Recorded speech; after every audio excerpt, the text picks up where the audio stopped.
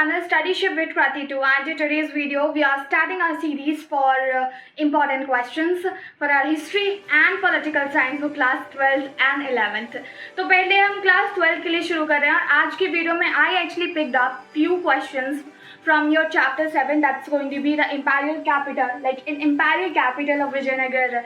तो यहाँ पे very short questions and short questions लिए हैं.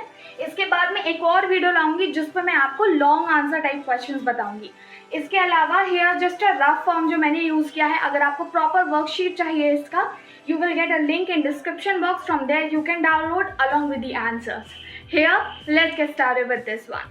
सो an imperial capital of Vijayanagar में आपने सारा कुछ विजयनगर के बारे में पढ़ना है. एक बार छोटा सा मैं आपको रिकैप देना चाहूँगी what is all about this chapter, अगर आप सिर्फ यहाँ पे इंपॉर्टेंट क्वेश्चंस के लिए आए हैं. Imperial capital of Vijayanagar basically है एक सबसे प्रॉस्परस एम्पायर के बारे में हमारी इंडियन हिस्ट्री का, जो इतना ज़्यादा प्रॉस्परस रहा बट अनफॉर्चुनेटली बहुत कम समय तक टिका, और इतने कम समय में भी ये इतिहास में नाम कर गया.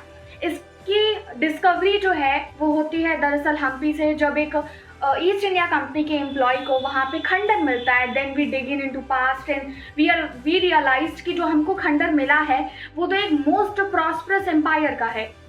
और फिर क्या, फिर विजयनगर एम्पायर के बारे में दिया है.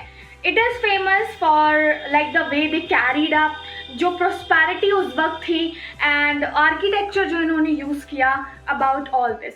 सो let's start with our very short questions. इसके आंसर्स मैंने नहीं दिए हैं, वो आपको डिस्क्रिप्शन बॉक्स में मैं जो PDF प्रोवाइड कर रही हूँ ना वहाँ पे मिल जाएंगे. बिकॉज मेरी कोशिश ये है, अगर आप वीडियो अटेंड कर ही रहे हो तो पहले खुद से आंसर दो, then later I will help you in order to guess the answer. So our very first question is going to be which name local communities of merchants in Vijayanagar were known as. Vijayanagar empire की जो local communities थी हमारी merchants की, उसको हम किस नाम से बुलाया करते थे? First tell me the comment section. At the end of this video I will tell you answer for all. Second, who found ruins of Hampi. अगर आपको पता हो विजयनगर एम्पायर जो हमारा चैप्टर है ना, उसकी शुरुआत ऐसी होती है कि ईस्ट इंडिया कंपनी के एम्प्लॉय को खंडर मिला, और वो खंडर से फिर हम पजल सॉल्व करने की कोशिश करती है कि आखिरकार कहाँ से आया. So it is Hampi. Hampi में हमको खंडर मिलते हैं. Like Hampi used to be capital city of Vijayanagar empire, तो उसके खंडर मिले हमको, और ये एक ईस्ट इंडिया कंपनी के एम्प्लॉय को मिले थे जो एक कार्टोग्राफर भी था. तो अभी आपको बताना है किस सन में और किसने इसको फाउंड किया था. दूसरा, other name of battle of Talikota. If you know an empire capital of Vijayanagara, Vijayanagara जो इतना ज़्यादा प्रॉस्परस रहा वो अपनी लास्ट की डायनेस्टी जो कि थी अराविडू, उसके रूलर के हाथों ये तबाह हो जाता है. इनफैक्ट रूलर भी नहीं आप बोल सकते हैं, जो चीफ मिनिस्टर था उसके हाथों. Why so? बिकॉज उस चीफ मिनिस्टर को लगा कि भैया इसके जो आसपास के एरिया था ना, यानी कि विजयनगर का, वो तो सुल्तान का एरिया आता था, अहमदनगर, गोलकुंडा, बीजापुर और फिर उड़ीसा लगता था. तो जो इसके लास्ट डायनेस्टी के रूलर का जो CM था, ठीक है, रामराया, उसको लगा एक काम करते हैं, हम ना इन सुल्तान को कंफ्यूज करके आपस में लड़ा देते हैं एंड उनका भी टेरिटरी हड़प लेंगे और फिर ये सारा अपना हो जाएगा.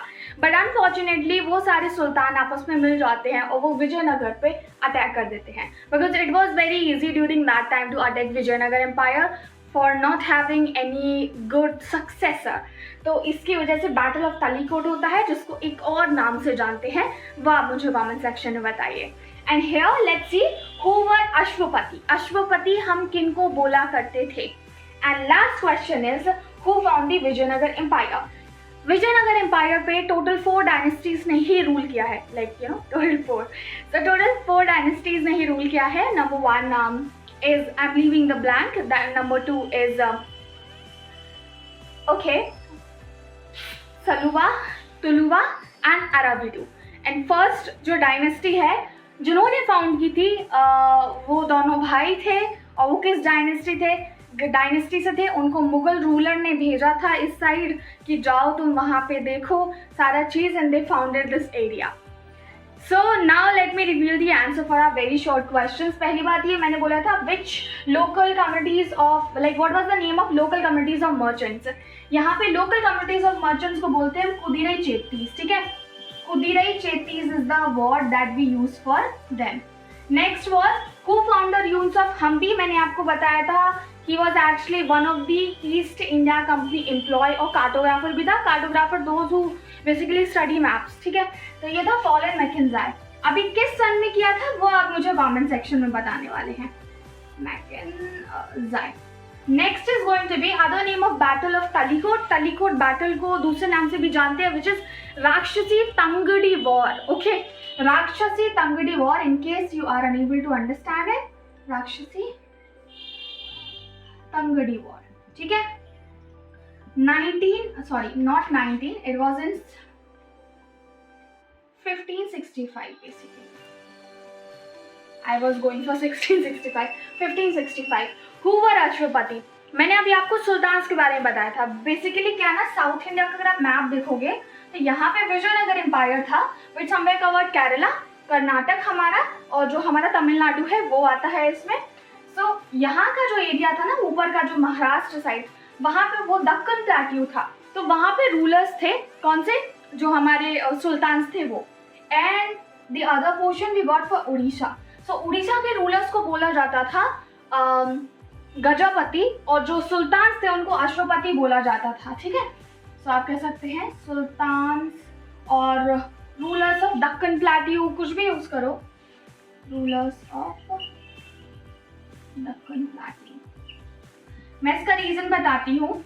वो इसीलिए क्योंकि अरब से बेस्ट टाइप के और बेस्ट नस्ल के घोड़े आते थे, और ये जो सुल्तान्स वगैरह हैं ये सारे अरब वर्ल्ड से ही आए थे क्योंकि ये मुस्लिम थे.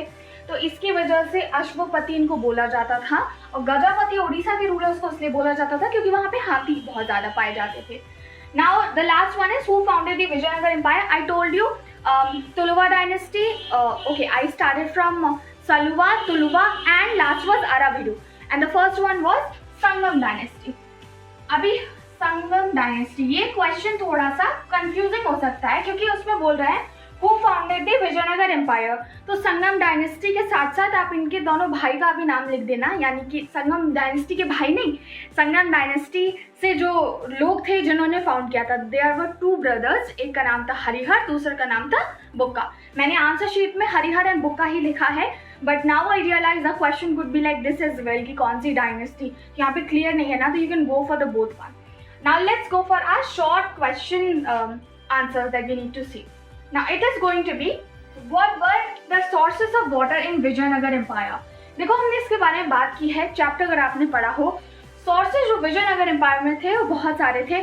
कुछ एरियाज इसके सेमी एरिड रीजन थे, तो इसके लिए वाटर का इंतजाम करना जरूरी था. एक जो नेचुरल बेसिन बनाता था, नेचुरल पानी की सप्लाई होती थी, वो तो Tungabhadra river and Krishna river से हो जाती थी.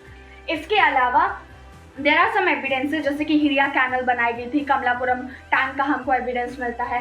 सो these were the sources for water in Vijayanagar empire. But naturally अगर हम कैटेगराइज करेंगे तो Tungabhadra river and Krishna river आती है. Next, why Krishnadevaraya was powerful ruler. Among all the rulers who actually ruled over Vijayanagar empire, इनमें अगर सबसे ज़्यादा कोई पावरफुल रहा है तो वो कृष्णदेवराय थे. वो इसीलिए क्योंकि इनके टाइम पे जो मिलिट्री थी ना, वो हमेशा तैयार रहती थी. अच्छा, यहाँ अटैक होना है, चलो कूच करते हैं. दूसरा, इन्होंने बहुत अच्छे मंदिर बनवाए साउथ इंडिया में. तीसरा, इनके टाइम पे जो विजयनगर एम्पायर है उसका एक्सपेंशन होता है. इन्होंने जो है सुल्तान वाले एरियाज को भी काफ़ी ज़्यादा जीता. ठीक है, एंड नेक्स्ट वॉज फ्लरिश भी बहुत करता है, प्रॉस्परस रहता है. So these are the reasons which contributed to the power of Krishnadevaraya there. And you can tell me in the comment section Krishnadevaraya basically किस डायनेस्टी से थे. Now next is going to be the 8th one. What causes for downfall of Vijayanagar empire. Vijayanagar empire को सिर्फ एक ही powerful ruler मिला था, बाकी तो सब बर्बाद करने वाले थे. क्यों? नंबर 1, सक्सेसर इनका वीक था, जो भी आया वो कैपेबल नहीं था. दूसरा, मिलिट्री इस वक्त कमजोर थी.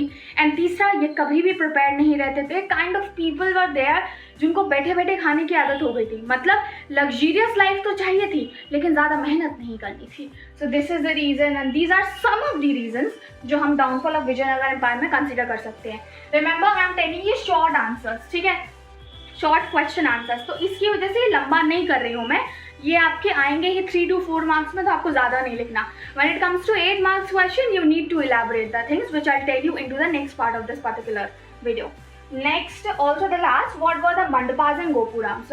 मंडपास एंड गोपुराम्स के लिए बहुत सारे बच्चे जो है कंफ्यूज होते हैं। Here I am going to add some of the structures. Mandapas कुछ ऐसा दिखता है, ठीक है। तो अगर आप देखोगे पिक्चर को ध्यान से, you will realise mandapas is basically long pillared corridors है, ठीक है। लॉन्ग पिलर्ड कॉरिडोर्स हैं जो इक्वल इंटरवल्स पे सेटअप किए गए हैं। These are basically audience halls में और रिलीजियस पर्पस के लिए मंदिरों का जो कॉम्प्लेक्स हुआ करता था वहाँ पे बनाए जाते थे। और गोपुराम की बात करें, गोपुराम इमेज जो है वो यहाँ पे आ रही है। गोपुराम से मतलब है इलेबोरेटेड जो एंट्रेंस गेट है वो इसलिए बनाए जाते थे क्योंकि इसका प्रेजेंस ना सिंबॉलिक था। कहीं दूर से भी इंसान आ रहा है तो कैच कर लेगा कि अरे भाई वहाँ पे मंदिर है, ठीक है। कि इनका क्योंकि इतना नोटिसेबल है ना, आप देखो ना, तो ऐसा नहीं है सारे गेट से लोग जाते थे क्योंकि टॉप वाले से कैसे जाएंगे, जाते तो मेन से ही थे। मेन जो है एकदम ड्वार्फ हो जाता था क्योंकि लोग ऊपर इतना इलेबोरेट कर देते थे इसको। So this is what is our gopurams you can say. जो कृष्णदेव राय हैं इन्होंने गोपुराम भी बनवाया था। जो हमारा बहुत सारे टेम्पल्स है, विठल टेम्पल हो गया, एंड भी जो उस वक्त के टेम्पल्स थे वहाँ पे इन्होंने कंट्रीब्यूट किया था अपना। तो of course he was one of the powerful one into Vijayanagar Empire. Also we can say he was the only powerful ruler in Vijayanagar Empire. That's the whole chapter you need to do into this video. मैंने very short question and short questions लिए हैं। आपकी जानकारी के लिए बता दूं, जो मैं PDF अभी अटैच कर रही हूँ ना, डिस्क्रिप्शन बॉक्स में लिंक है, उसमें मैं time to time questions add करती जाऊँगी। और जब भी ऐड करूँगी आपको कम्युनिटी सेक्शन में एक पोस्ट के जरिए बता दूंगी कि मैंने ऐड कर दिया। बिकॉज यहाँ पे मैंने 9 लिए हैं, PDF में 10 डाले हैं और 2-3 दिन बाद मैं 10 और डाल दूंगी। आई am telling you all these question on the basis of जब मैंने चैप्टर पढ़ाया। Currently I am taking crash course for 12 students, मतलब 2 महीने में हम सिलेबस करते हैं पूरा। It's a short term course, so if you students want to join, it's a paid course, you can join it. Description box में एक WhatsApp number है, वहाँ पे आप मुझसे कांटेक्ट कर सकते हो। लॉन्ग आंसर्स के लिए मुझे एक सेपरेट वीडियो चाहिए, इनफैक्ट लेंथी भी होगा, जिसमें मैं आपको बताना चाहूँगी how you are suppose to do it.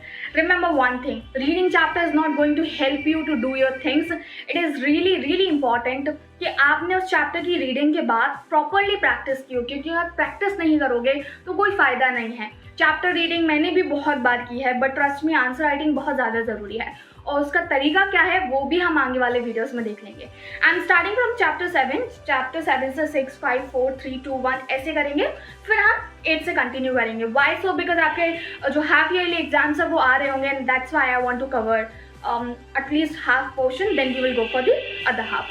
Until then, thank you so much for watching this video. You can catch me on my Instagram, that is KatisOut2605. Hit the like button, share this video and subscribe. Study Shiv with Kati for more such kind of video content. मिलेंगे हमारे अगले video में। Bye bye for now.